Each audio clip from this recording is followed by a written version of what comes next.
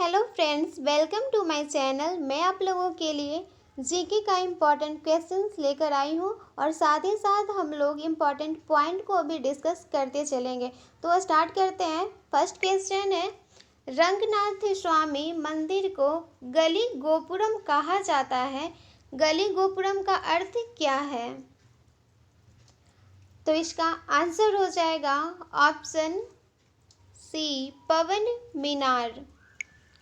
Next question है, गुलाबी क्रांति किससे संबंधित है? इसका आंसर है ऑप्शन डी, झींगा उत्पादन। गुलाबी क्रांति, पिंक रिवोल्यूशन झींगा मछली के उत्पादन से संबंधित है। इस मछली के उत्पादन को बढ़ाने के लिए एक मिशन तैयार किया गया जिससे झींगा मछली का उत्पादन बढ़ाया जा सके। इस मिशन के परिणाम स्वरूप झींगा मछली के उत्पादन एवं निर्यात में वृद्धि हुई, जिसे गुलाबी क्रांति की उपमा प्रदान की गई। नेक्स्ट क्वेश्चन है, राग मियां मल्हार का रचयिता किसे माना जाता है? अगर आपको किसी भी क्वेश्चन का आंसर आपको पहले से आता है तो आप कमेंट बॉक्स में दे सकते हैं। तो इसका आंसर हो जाएगा ऑप्शन ए, तानसेन। तानसेन द्वारा आविष्कृत इस राग का मौसमी रागों में प्रमुख स्थान है। वर्षा ऋतु में गाए जाने वाला यह राग मियां मल्हार भी कहलाता है। नेक्स्ट क्वेश्चन है, एमडीजी से क्या अभिप्राय है? तो इसका आंसर हो जाएगा ऑप्शन ए, मिलेनियम डेवलपमेंट गोल्स।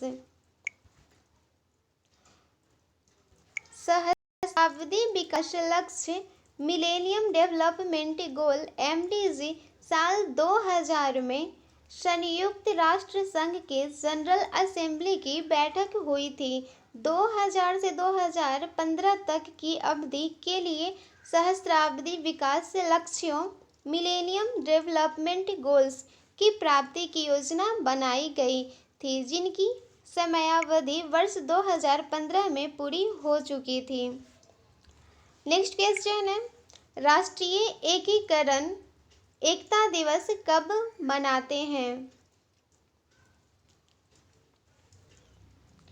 तो इसका आंसर हो जाएगा ऑप्शन सी, 31 अक्टूबर। राष्ट्रीय एकता दिवस नेशनल यूनिटी डे हर साल 31 अक्टूबर को मनाया जाता है। भारत के लौह पुरुष यानी सरदार वल्लभ भाई पटेल की जयंती को मनाने के लिए भारत सरकार द्वारा साल 2014 में इस दिन की शुरुआत की गई थी। नेक्स्ट क्वेश्चन है, गीत सेठी का नाम किस खेल से जुड़ा है? तो इसका आंसर हो जाएगा option C, billiards. Next question है, किसको सामान्य बोलचाल में भारत का प्रक्षेपास्त्र पुरुष मिसाइल मैन कहा जाता है? तो इसका आंसर हो जाएगा option D, doctor APJ Abdul Kalam को। डॉक्टर एपीजे अब्दुल कलाम को बैलिस्टिक मिसाइल और प्रक्षेपण यान प्रौद्योगिकी के विकास के कार्यों के लिए भारत में मिसाइल मैन के रूप में जाना जाता है। वे भारत के पूर्व राष्ट्रपति, जाने माने वैज्ञानिक और इंजीनियर के रूप में विख्यात हैं। 1972 में वे भारतीय अंतरिक्ष अनुसंधान संगठन से जुड़े। 1980 में इन्होंने रोहिणी उपग्रह को पृथ्वी की कक्षा के निकट स्थापित किया था। इस प्रकार भारत भी अंतर्राष्ट्रीय अंतरिक्ष क्लब का सदस्य बन गया। नेक्स्ट क्वेश्चन है, मैपिल लीफ का देश के नाम से कौन जाना जाता है? तो इसका आंसर हो जाएगा ऑप्शन सी, कनाडा। कनाडा को मेपल लीफ की भूमि के रूप में जाना जाता है। 1867 में अलेक्जेंडर मुइर ने देशभक्ति the maple leaf for ever की रचना की, जो अंग्रेजी बोलने वाले कनाडा में एक अनौपचारिक एंथम बन गया। बाद में 1876 से 1901 तक सभी कनाडाई सिक्कों पर यह पता दिखाई दिया। 1965 में कनाडा के झंडे की शुरुआत के साथ मेपल का पत्ता केंद्रीय राष्ट्रीय प्रतीक बन गया, जो एक 11 नुकीले मेपल के पत्ते का उपयोग करता है। नेक्स्ट क्वेश्चन है, मोती किससे निकाला जाता है?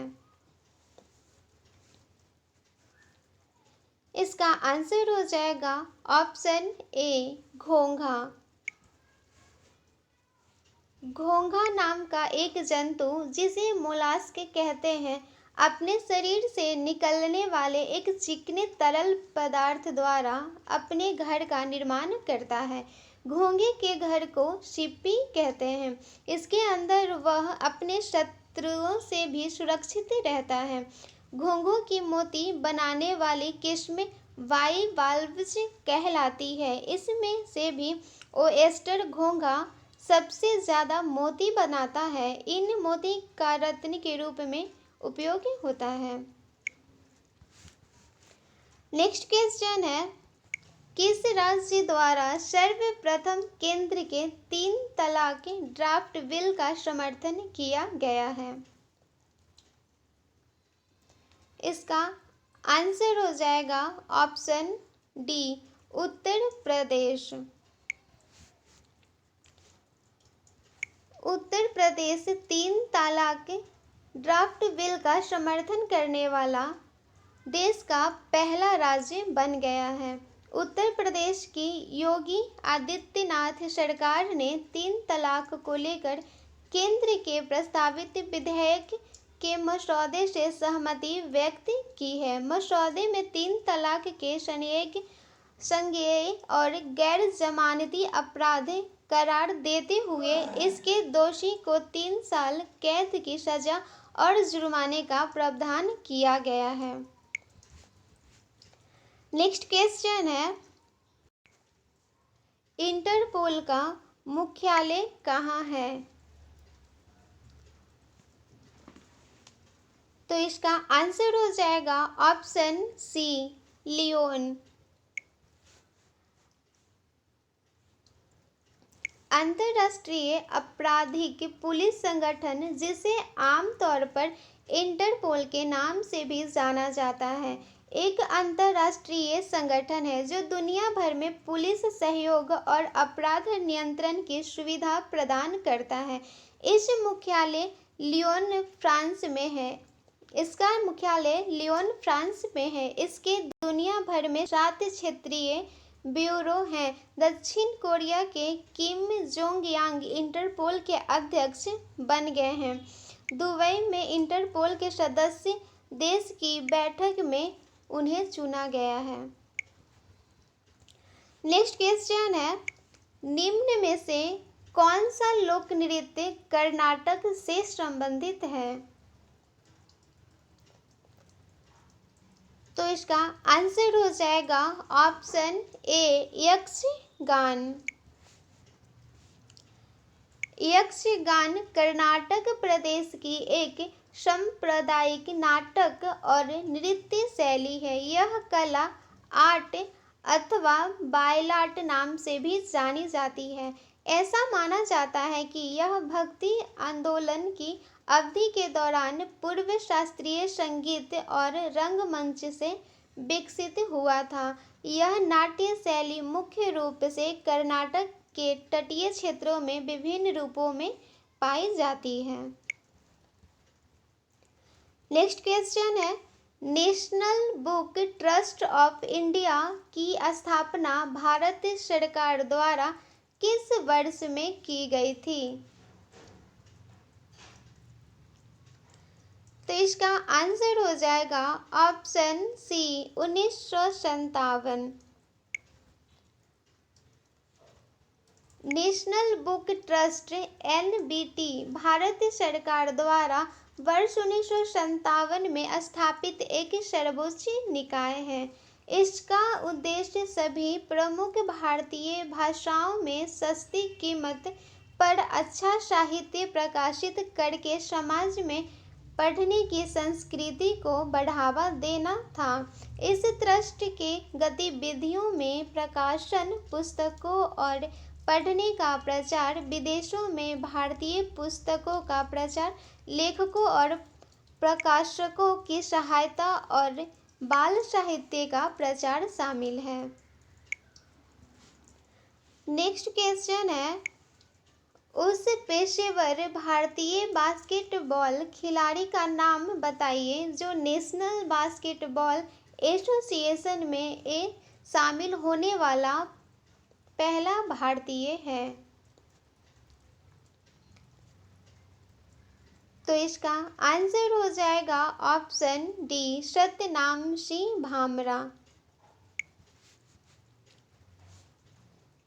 सत्यनाम सिंह भामरा भारतीय मूल के पेशेवर बास्केटबॉल खिलाड़ी हैं जिनका अमेरिका की नेशनल बास्केटबॉल एसोसिएशन (एनबीए) में 25 जून 2015 को चयन हुआ है। वह इस प्रतिष्ठित टीम में चुने जाने वाले पहले भारतीय खिलाड़ी हैं। उनका जन्म 10 दिसंबर 1995 को भारत के पंजाब राज्य के जिला बरनाला के बल्लो के गांव में हुआ।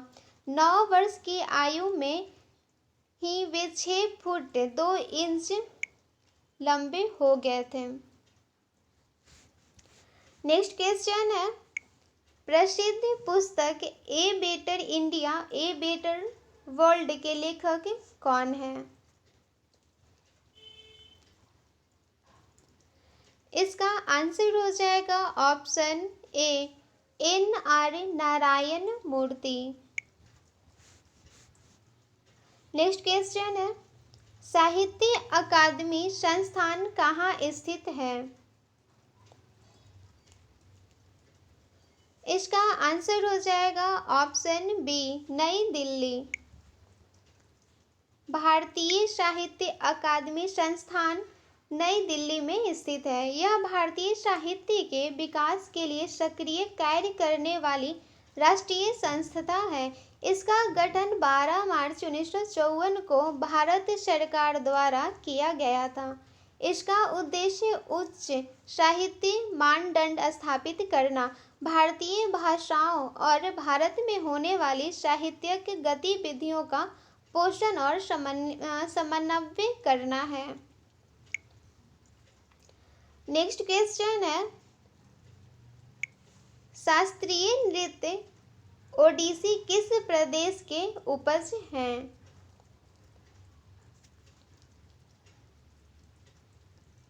तो इसका आंसर हो जाएगा ऑप्शन सी ओडिशा। ओडिसी नृत्य का उल्लेख शिलालेखों में मिलता है। इसे ब्रह्मेश्वर मंदिर के शिलालेखों में दर्शाया गया है। ओडिसी, जिसे पुराने साहित्य में ओडिसी के नाम से भी जाना जाता है, एक प्रमुख प्राचीन भारतीय शास्त्रीय नृत्य है जो ओडिशा के हिंदू मंदिरों में उत्पन्न हुआ था, जो भारत का एक पूर्वी तटीय राज्य है। अकादमी प्रत्येक वर्ष अपने द्वारा मान्यता प्रदत्त 24 भाषाओं में साहित्यिक कृतियों के लिए पुरस्कार प्रदान करती है।